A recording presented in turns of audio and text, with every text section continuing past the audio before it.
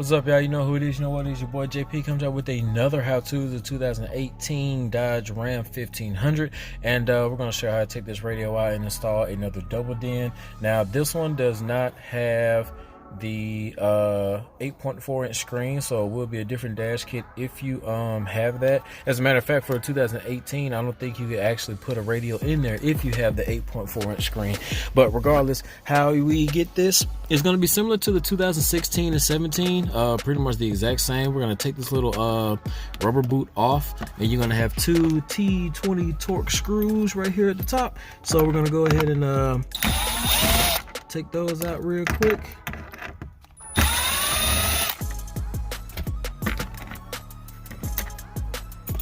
Now that we have those taken out, if I'm not mistaken, I should be able to just kind of stick my hand up here, give a little pressure, Oh, only held in by clips. Stick out. Oh, a little more pressure. Oh, a little bit more pressure. Oh, come on with it. Yes, come here. Yes, boom. All right, now I'm gonna get my 7mm socket, put it on there, because we have 1, 2, 3, 4, and we will have that radio.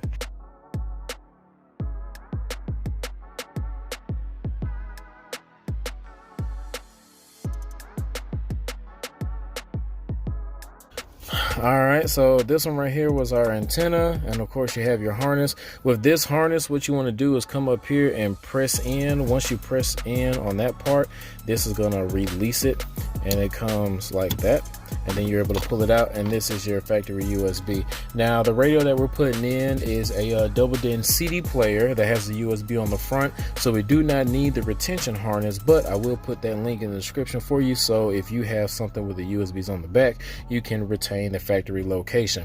All right, y'all, so first thing we need to do is to see if we even need to cut that bracket back there in the back.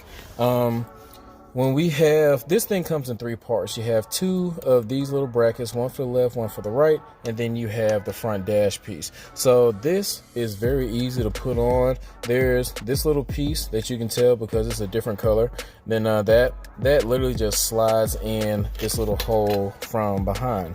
Once you slide the right in, and then you do the same thing to the left, you just put the whole thing over this radio, and then you put two screws in on the right, 2 on the left, and then now we have that piece. So the reason you want to make sure that you don't need to cut this bracket, and we probably will, but the factory radio is very shallow, and that's why it doesn't need, that's why that bracket is back there, because you don't necessarily need a lot of depth for this to go in. Now some radios are what we call mechless units. They don't have a CD player, and when they don't have a CD player, it's about half this size, which means you'll still have the same dash kit for the front face, but since it's half the size, basically like our factory radio, then we won't even have to mess with this bracket. Within size, you can see that we can't go as far as back as we need to.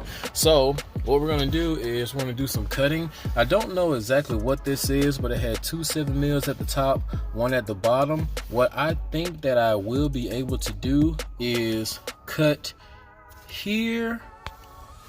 Well, I might not even have to cut that because it's not connect. Well, yeah, I will. I won't be able to actually get, it'd be better if I can get in here and cut this bracket right here, but I don't know if I'll be able to maneuver that. So what I might have to end up doing is cutting right up there, and cutting maybe right here at an angle, and then cut right there at an angle, and then cut right up here, and then I should be able to take that screw out. The top piece will come off, and should be able to take that out, and then probably just bend this backwards, and that should give us the room that we need. So let me go ahead and get the cutting.